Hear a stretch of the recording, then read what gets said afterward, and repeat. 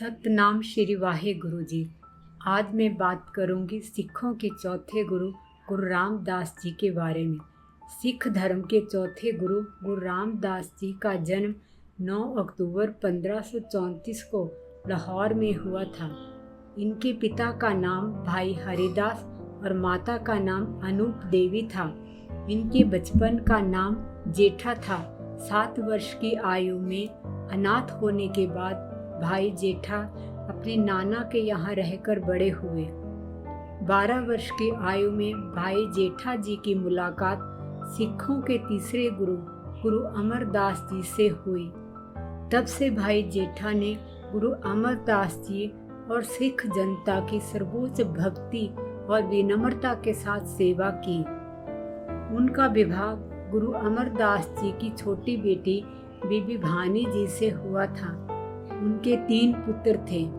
वर्षों तक भाई जेठा जी की सेवा और बलिदान की भावना को अनेक परीक्षणों से गुजरने के बाद सन 1574 में गुरु अमरदास जी ने भाई जेठा जी का नाम बदलकर रामदास रख दिया।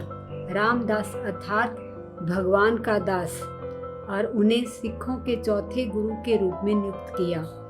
वे अमरदास जी के बहुत प्रिय और विश्वास पात्र सिख थे। गुरु रामदास जी बहुत ही गुणवान व्यक्ति थे।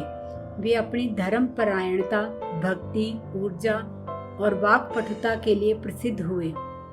श्री गुरु रामदास जी ने रामदासपुर की नींव रखी, जिसे अब अमृतसर कहा जाता है।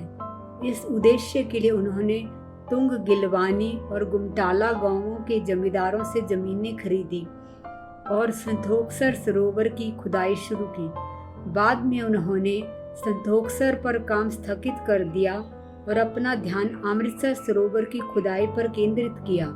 नया शहर रामदासपुर जल्द ही फलने फूलने लगा, क्योंकि ये अंतर्राष्ट्रीय व्यापार मार्ग के केंद्र में स्थित था।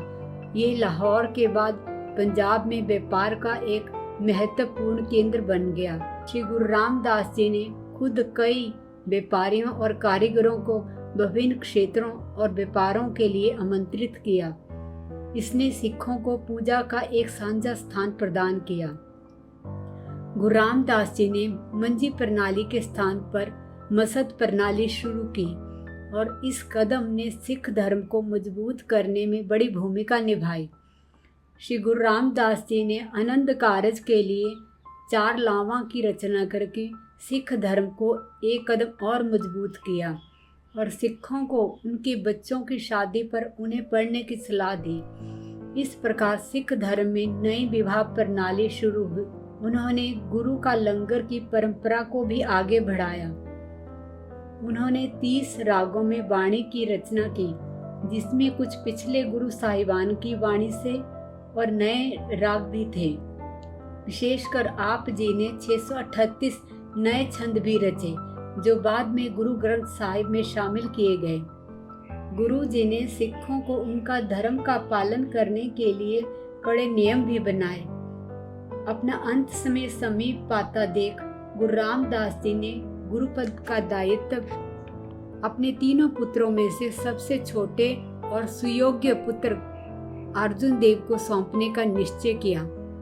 अतः गुरु रामदास जी ने गुरु अर्जुन देव को पंचम नानक के रूप में स्थापित किया और अमृतसर छोड़ गोइंदवाल चले गए।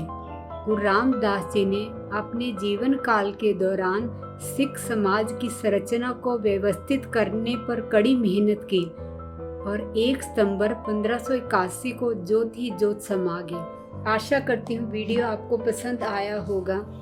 आपकी क्या राय है कमेंट सेक्शन में ज़रूर बताना, और वीडियो पसंद आए तो लाइक, शेयर, सब्सक्राइब जरूर